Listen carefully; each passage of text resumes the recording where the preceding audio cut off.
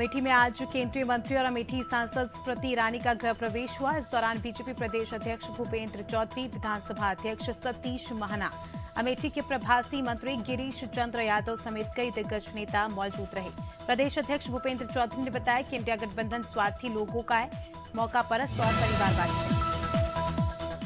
आगरा में UP police की तैयारी करने वाले छात्रों ने प्रदर्शन किया। छात्रों ने प्रदर्शन के दौरान यूपी पुलिस की परीक्षा में धांधली के आरोप लगाए, जिनका कहना है 17 और 18 फरवरी की यूपी पुलिस की परीक्षा पेपर टेलीग्राम पर पहले ही लीक हो चुका है, जिसको लेकर छात्र अब फिर से परीक्षा कराने की मांग कर रहे हैं।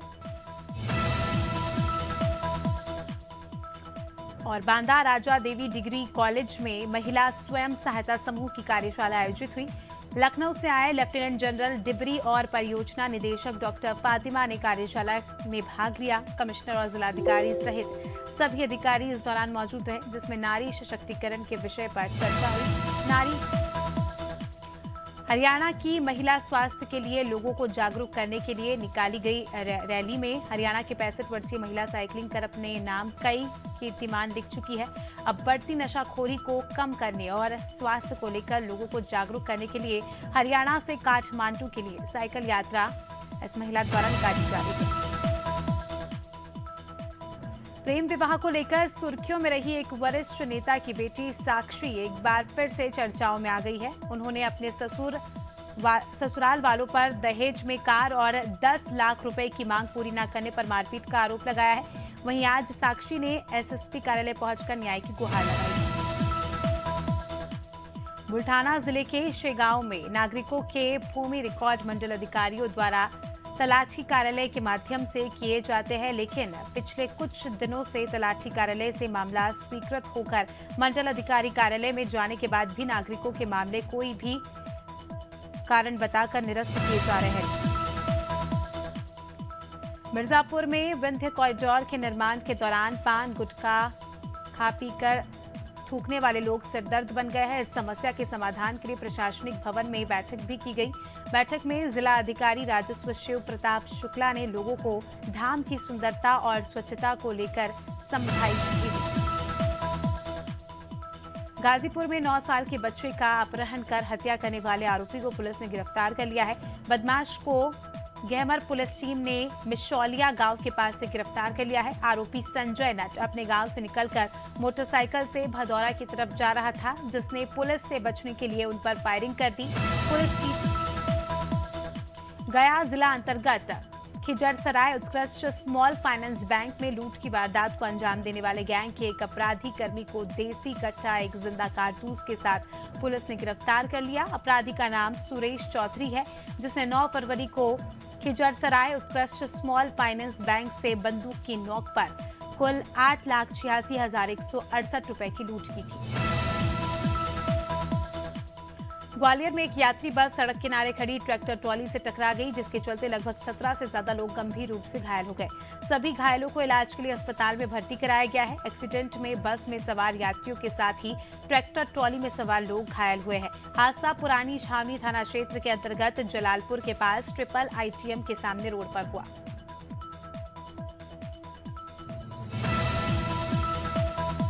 मध्य प्रदेश की आर्थिक राजधानी इंदौर में बदमाशों का आतंक थमने का नाम नहीं ले रहा है। पुलिस की कार्रवाई के बाद भी बदमाश लूट, चोरी और मारपीट करने से बाज नहीं आ रहे हैं। इंदौर शहर में छुट्टी पर घर आए आर्मी जवान की बदमाश ने पिटाई कर दी, जिसका वीडियो सोशल मीडिया पर वायरल हो रहा है। इस मामले में पुलिस ने एक आरोपी को गिरफ्तार भी किया है। बरही थाना अंतर्गत ग्राम कुआ में शराबी पति ने शराब के नशे में अपनी ही पत्नी के चरित्र संदेह पर कुल्हाड़ी से गर्दन काटकर हत्या कर दी। वारदात के बाद से ही आरोपी पति फरार चल रहा है। बरही पुलिस मामले को लेकर कार्रवाई में जुटी है। आरोपी सरमन भूमिया ने पत्नी अरुणा देवी पर शक के चलते हत्या कर दी थी। राजगढ़ के आशीर्वाद होटल में एक युवक ने फांसी लगा ली। युवक बुधवार शाम 4 बजे घर से देवास जाने की बोलकर निकला था। दोपहर 12 बजे जब आशीर्वाद होटल का गार्ड रूम चेकआउट कराने आया तो युवक ने गेट नहीं खोला, जिसके बाद पुलिस को सूचना दी गई। बाद में गेट खोलने पर युवक फंदे पर लटका पाया गया। प्रधानमंत्री योजना के तहत राशन वितरण की नौकरी का झांसा देकर ठगी का शिकार बनाया गया है। ठगों ने युवती को विश्वास दिलाया है कि उन्हें सरकारी योजना के तहत राशन वितरण करने के लिए पात्र लोगों को आईडी लगाकर देने पर उनको प्रतिमाह वेतन दिला सकते हैं। जब कई दिनों तक ना तो कोई वेतन मिला और न ही फ्री राशन का आवंटन हुआ तो उन्हें एहसास हुआ कि उनके साथ ठगी हुई है। सरगुजा में एक नाबालिग की झूठी शिकायत को लेकर गांधीनगर पुलिस उलझी रही। नाबालिग अपहरण की शिकायत करने गांधीनगर थाने पहुंची, जिसकी शिकायत पर पुलिस आरोपियों की तलाश में लगी है। किशोरी ने स्कूल जाने में हुई देरी और घर वालों की डांट और मार से बचने के लिए मन घड़त कहानी रची थी। पुलिस ने जब किशोरी से दोबारा पूछताछ की तो मामले का खुलासा हुआ। शिवपुरी जिले की देहात थाना पुलिस ने 2 चोरियों का खुलासा करते हुए एक चोर को कोतवाली थाना क्षेत्र के शक्तिपुरम खुड़ा का हिस्ट्री शीटर बताया है। उसको इंदौर से गिरफ्तार किया है। देहात थाना प्रभारी विकास यादव ने जानकारी देते हुए बताया कि 23 दिसंबर 2023 की रात एक अज्ञात चोर द्वारा तुलसी नगर में चोरी करने की वारदात को अंजाम दिया गया था। सिंगरौली में पुलिस चौकी निगरी और निवास में गोपत नदी से अवैध रेत उत्खनन हो रहा है और राजस्व का नुकसान करने के साथ ही पुलिस पर घूसखोरी के आरोप भी लग रहे हैं। ग्राम कचई और हरदी के गोपत नदी से शाम होते ही 3-4 ट्रैक्टर अवैध रेत लगातार निकालना शुरू कर देते हैं। ट्रैक्टर जिस रास्ते से आते हैं वहां धनी बस्ती है।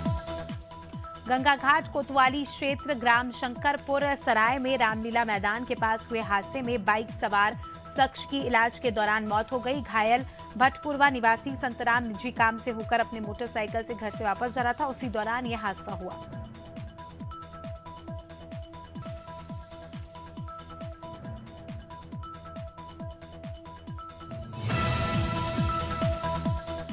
इंदौर जिला कुटुंब न्यायालय ने एक फैसला सुनाते हुए तलाकशुदा बहू को अपने ससुर का मकान तुरंत खाली करने का आदेश दिया है। कोर्ट ने कहा है कि बहू को अगर सास ससुर की देखभाल करने से कोई मतलब नहीं है और अच्छी खासी नौकरी भी करती है तो अपने रहने खाने की व्यवस्था खुद करे। रिटायर्ड प्रोफेसर महादेव प्रसाद यादव ने अपनी तलाकशुदा बहू के खिलाफ कुटुंब न्यायालय में मामला दायर किया था।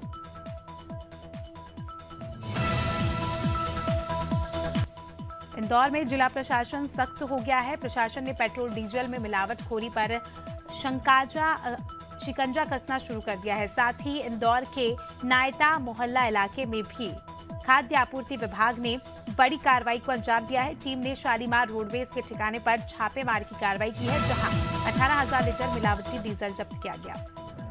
खंडवा के नर्मदा नगर थाना क्षेत्र में नाबालिग के साथ दुष्कर्म करने का मामला सामने आया है। आरोपी ग्राम मोहना की रहने वाली नाबालिग को घुमाने के लिए अपने साथ बाहर ले गया था और उसके साथ दुष्कर्म किया। इसके बाद नाबालिग को गांव के बाहर छोड़कर फरार हो गया।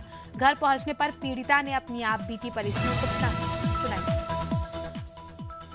आदिवासी बाहुल्य डिंडौरी जिले में करीब 2 करोड़ 60 लाख रुपए का छात्रवृत्ति घोटाला सामने आया है। छात्रों को मिलने वाली राशि के गबन का आरोप तत्कालीन सहायक आयुक्त अमर सिंह उइके पर लगा है। मामला उजागर होने के बाद जिले भर में हड़कंप मच गया। मामले में कार्रवाई करने में देरी करने पर भोपाल लोकायुक्त ने कलेक्टर विकास मिश्रा को फटकार लगाई है। पन्ना में लोकायुक्त की टीम ने शिक्षा विभाग में पदस्थ एक बाबू को 20,000 की रिश्वत लेते रंगे हाथों गिरफ्तार किया है।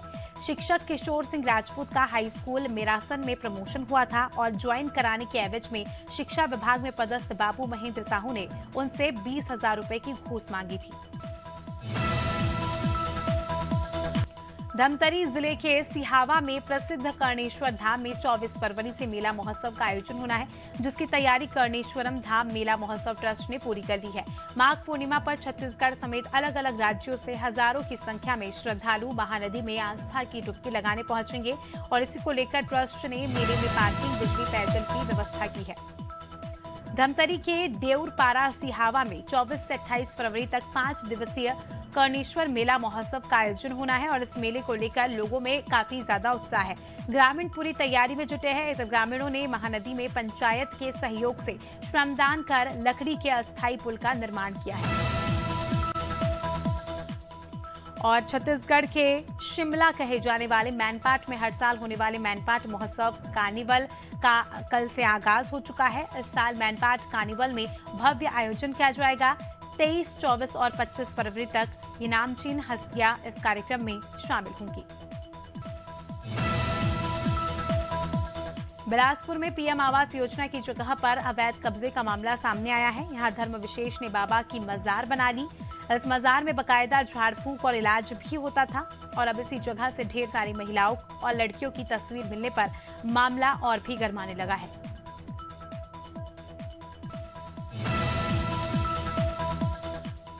सुल्तानपुर में एक महिला अपनी दिव्यांग बच्ची का रेलवे में रियायती पास बनवाने के लिए परेशान है। महिला अब स्वास्थ्य विभाग सहित जिला प्रशासन के चक्कर लगा रही है, लेकिन सुनने वाला कोई नहीं है, जिसके चलते सेरमऊ देहात की रहने वाली पीड़ित अंजलि ने सोशल मीडिया पर न्याय की गुहार लगाई है।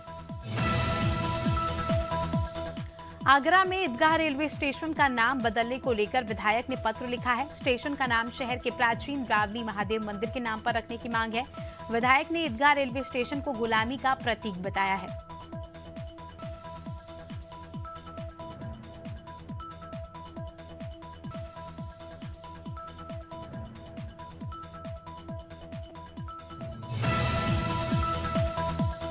शाहजहांपुर में एक वैवाहिक कार्यक्रम में विवाद के बाद युवक की गोली मारकर हत्या कर दी गई। हत्या का आरोप नगरपालिका के अध्यक्ष के सगे भाई पर लगा है।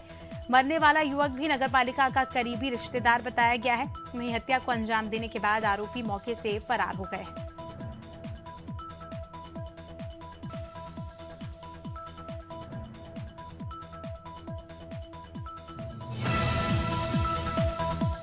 काशीपुर में पटवारी विजिलेंस की कार्रवाई से नाखुश होकर प्रदर्शन पर चले गए हैं।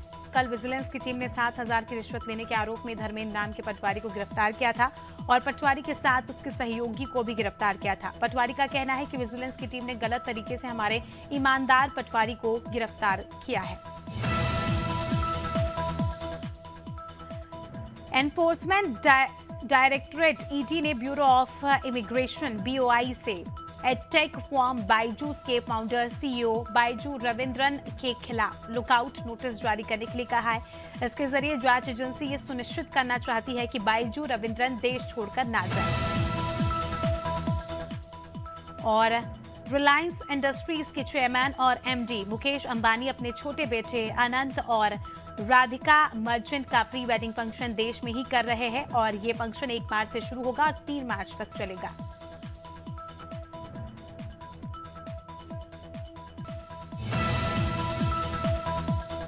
केंद्र सरकार द्वारा कमजोर वर्ग को आर्थिक सुरक्षा देने के लिए प्रधानमंत्री सुरक्षा बीमा योजना PMSBY चलाई जा रही है। इसमें 20 रुपए सालाना यानी 2 रुपए महीने से भी कम के खर्च पर 2 लाख तक का लाइफ इंश्योरेंस मिलता है।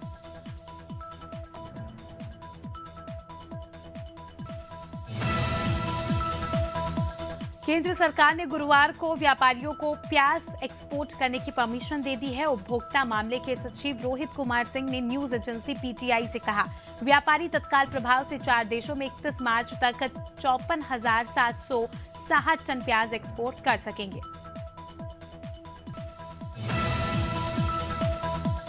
हफ्ते के आखिरी कारोबारी दिन आज यानी 23 फरवरी को शेयर बाजार में तेजी देखने को मिली। मार्केट ओपन होते ही निफ्टी ने 22,297 का ऑल टाइम हाई रिकॉर्ड बनाया। इससे पहले 21 फरवरी को निफ्टी ने 22,239 का ऑल टाइम हाई रिकॉर्ड बनाया था।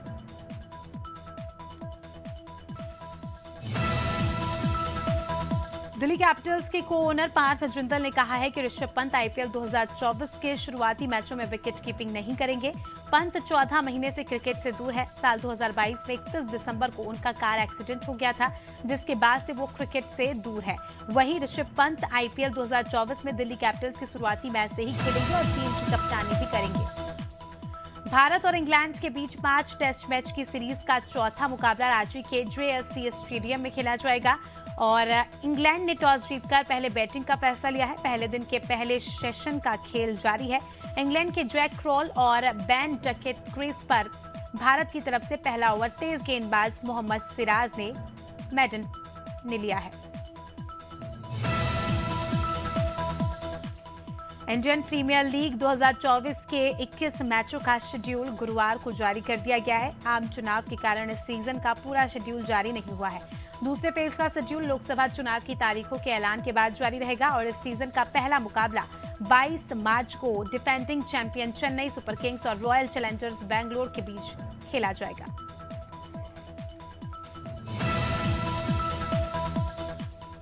सच्ची घटना पर बेस्ड फिल्म आर्टिकल 370 रिलीज हो गई है।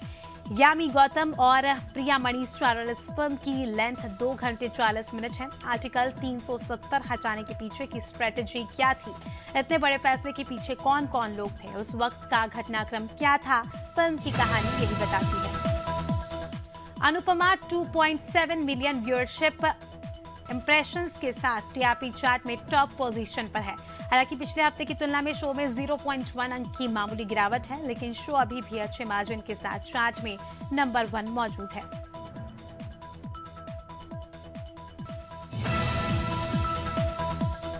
एक्ट्रेस भाग्यश्री आज अपना बर्थडे सेलिब्रेट कर रही है। भाग्यश्री का जन्म 23 फरवरी 1969 को हुआ था। बहुत कम लोग जानते हैं कि भाग्यश्री का पूरा नाम श्रीमंत राजकुमारी भाग्यश्री राजे पटवर्धन है।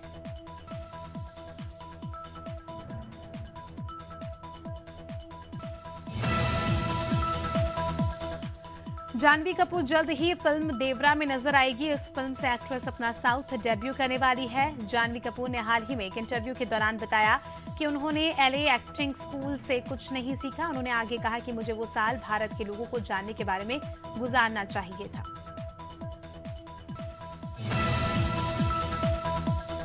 तेईस फरवरी से बैंगलोर में शुरू होने वाली वुमेन्स प्रीमियर लीग WPL 2024 की ओपनिंग सेरेमनी में कई बॉलीवुड सेलेब्स ने परफॉर्म करेंगे और इस लिस्ट में शाहरुख खान, शाहिद कपूर, वरुण धवन, सिद्धार्थ मल्होत्रा, टाइगर श्रॉफ, कार्तिक आर्यन जैसे एक्टर्स का नाम शामिल है।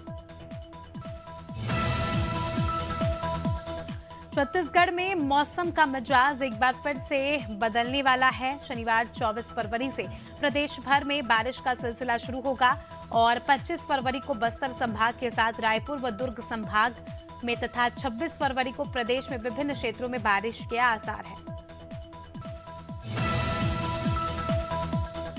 इंदौर में गर्माहट लाने वाली पश्चिमी हवा पिछले 2 दिन से ठंडेपन का एहसास करा रही है। ऐसा इसीलिए क्योंकि राजस्थान में मौसम का मूड बदला हुआ है। बादल, बारिश, ओलावृष्टि होने से जो है मध्य प्रदेश में भी गुरुवार को सुबह के वक्त हल्के बादल छाए हुए थे। मध्य प्रदेश में 25-26 फरवरी को फिर से स्ट्रॉन्ग सिस्टम एक्टिव हो रहा है। इस वजह से भोपाल, जबलपुर समेत 29 जिलों में गरज चमक के साथ हल्की बारिश होगी और बादल भी छाए रहेंगे। वहीं इंदौर, उज्जैन में मौसम साफ रहने का अनुमान है। इससे पहले 23-24 फरवरी को मौसम में बदलाव देखा जाएगा।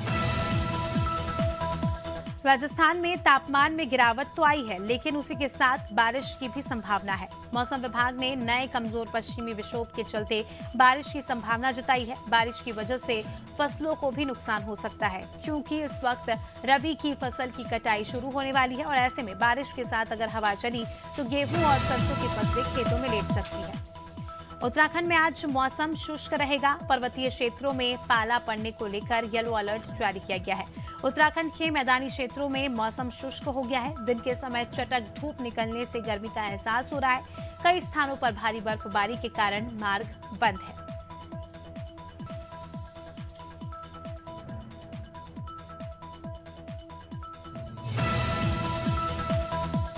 यूपी में 24 घंटे में हुई 17 शहरों में बारिश हुई है और वेस्टर्न डिस्टर्बेंस का असर कम होने से बारिश का दौर थम गया है।